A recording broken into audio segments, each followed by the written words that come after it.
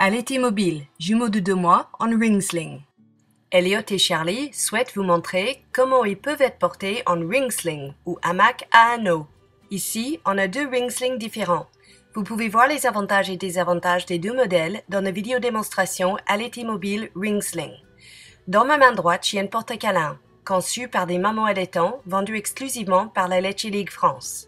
Les bords sont rembourrés et il est doté d'un coussin pour l'épaule de l'adulte. Pour porter l'enfant sur sa gauche, on tient la lanière ainsi que la partie du ring sling qui n'a pas le coussin pour l'épaule dans sa main droite, la lanière vers l'extérieur de son corps. On enfile le bras gauche et la tête et on laisse les anneaux devant l'épaule droite. Si le tissu a été suffisamment lavé, il est assez souple et on peut glisser facilement le tissu entre les 2 anneaux, comme pour une ceinture.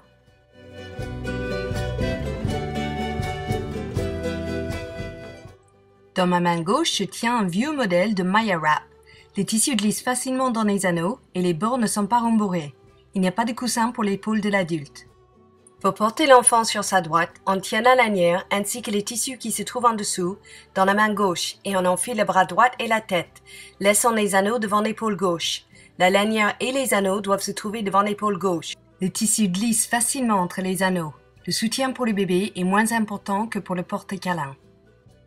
Les anneaux sont devant les épaules. On est prêt à porter 2 bébés à hauteur du tété. Je prends d'abord Charlie. Il convient de tenir les bébés toujours par la base de la nuque et les fesses.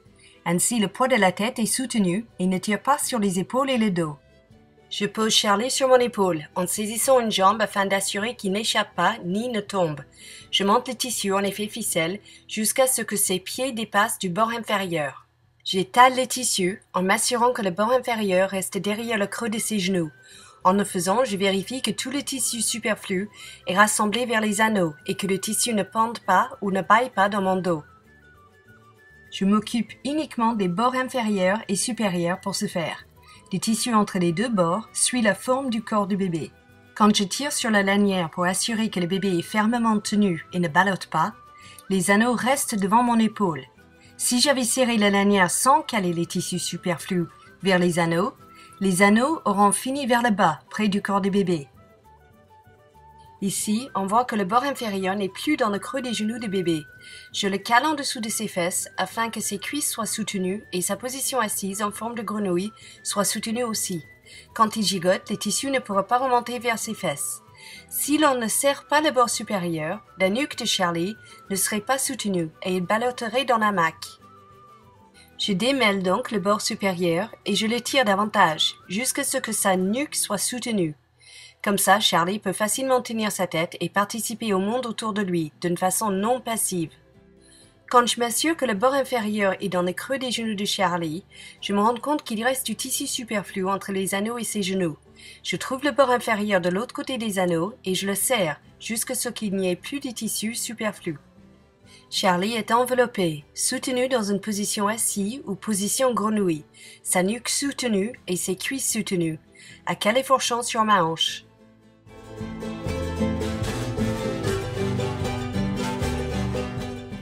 Ici, je fais une bourde. Par habitude d'installer les bébés à partir de mon épaule gauche, je pose Elliot sur mon épaule gauche. Erreur! Pour l'installer dans le porte-bébé sur ma hanche droite, il aurait fallu que je le pose sur mon épaule droite. On n'a pas filmé posé sur l'épaule droite, c'est tout ce que j'ai. Donc on ferme les yeux et on fait comme si. Ayant posé Elliot sur mon épaule droite donc, je monte le tissu en effet ficelle jusqu'à ce que ses 2 pieds passent sous le bord inférieur. J'étale le tissu dans son dos en m'assurant que le bord inférieur est dans le creux de ses genoux. J'assure que le superflu des bords supérieurs et inférieurs est rassemblé vers les anneaux. Il n'y a pas de tissu superflu dans mon dos non plus. Les tissus dans mon dos ne pendent pas, ne baillent pas. Je tire sur la lanière en éliminant les tissus superflus. Elliot est assis sur ma hanche droite. Afin de donner un soutien correct à la tête d'Elliot, je trouve le bord supérieur, le démêle du reste et le serre. Maintenant, la nuque d'Elliot est soutenue, ce qui lui permet de tenir lui-même sa tête facilement. Afin d'assurer que le bord inférieur ne remonte pas vers ses fesses et son dos, je trouve le bord inférieur et je serre les tissus superflus. Maintenant, il est assis sur ma hanche en position grenouille. Le bord inférieur étant calé dans le creux de ses genoux, ses cuisses sont soutenues par la partie inférieure du hamac. Les deux bébés sont confortablement et correctement assis en position physiologiquement bénéfique. Pour moi, en revanche, ça ne va pas du tout. La lanière du hamac au tissu fin est posée dans mon cou. Il faut absolument la mettre sur l'angle de mon épaule. Je ne pourrai pas supporter très longtemps 4 kilos dans mon cou. Afin de relâcher les tissus un peu, je soulève l'anneau supérieur et laisse le poids de l'enfant faire glisser les tissus entre les anneaux. Ceci me donne suffisamment de jeu pour poser des tissus sur l'angle de mon épaule. L'autre aussi est remonté, mais il est plus facile à baisser. Je tire un peu et ça y est, il est correctement posé sur l'angle de mon épaule. Comme ça, je pourrai porter quelques heures, facilement. Le tissu est étalé suffisamment dans mon dos, et les bébés assis sur mes hanches. Le poids est partagé entre mes épaules et mes hanches. Je porte environ 60% de la charge sur mes épaules et 40% sur mes hanches. Elliot n'est pas content. Je vais essayer la position berceau. Je relâche du tissu en levant l'anneau supérieur. Je me penche en avant pour éloigner Elliot de mon corps. Je peux alors basculer ses deux pieds vers l'avant. Il est désormais en position berceau. Je serre le bord supérieur afin que sa nuque soit soutenue correctement et que sa tête ne ballotte pas.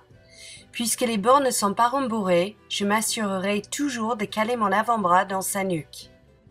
Il faut contrôler que le bord inférieur est bien remonté entre lui et moi. Je vérifie cela en tirant sur le bord intérieur jusqu'à ce que je vois qu'il remonte jusqu'au creux de ses genoux.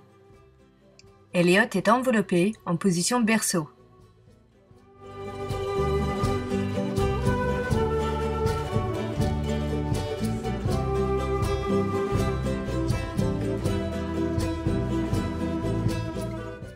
Le frère Charlie me dit qu'il aimerait aussi être en position berceau.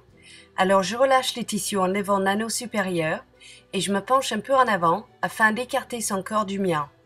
Je bascule ses deux pieds devant. Il est désormais en position berceau.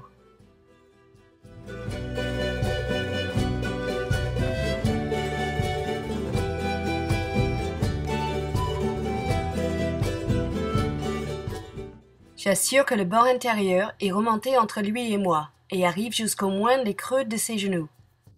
Afin d'assurer que sa nuque est soutenue, je serre le bord supérieur. Charlie est désormais enveloppé en position berceau. Je repositionne le tissu sur l'angle de mes épaules pour un maximum de confort. Elliot n'est toujours pas content. Il ne s'agit pas de la position visiblement. Je le remets à la verticale. Pour cela, je me penche en avant afin de mettre un peu d'espace entre son corps et le mien, et je le remets en position assise sur ma hanche. Je resserre le bord inférieur pour qu'il puisse être correctement assis. À chaque ajustement, je dois être sûr de ne pas lever le corps de bébé, mais remonter ses genoux seulement. Si je remonte son corps, le tissu bâillera, le bébé ballottera et ne sera plus enveloppé. La clé dans ces changements de position est d'assurer que le bébé est toujours au fond du tissu. Quand son poids pèse dans le tissu reste tendu et le bébé est donc enveloppé et ne ballottera pas.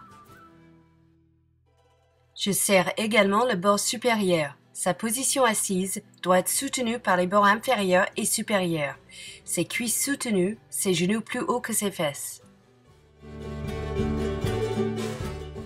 Rien à faire, il veut sa maman. À mon avis, il veut téter, mais je ne suis pas sa maman et je le déçois.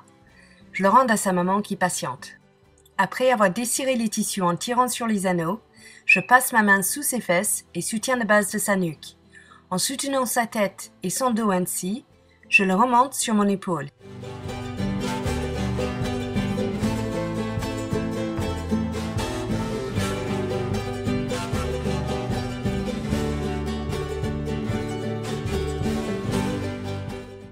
Il me reste Charlie. Je desserre les tissus en tirant sur les anneaux. Je pousse le tissu de l'hamac vers le bas. Je monte Charlie sur mon épaule en le tenant par-dessous ses fesses et par la base de sa nuque. Charlie aussi est désormais libre. Merci Elliot et Charlie pour votre démonstration et pour votre courage dans les bras d'une maman qui n'est pas la vôtre. Merci Paul pour ta patience et ton merveilleux maternage qui m'impressionne et nous fait croire qu'avec 2 seins et une écharpe, 2 à la fois n'est pas si compliqué.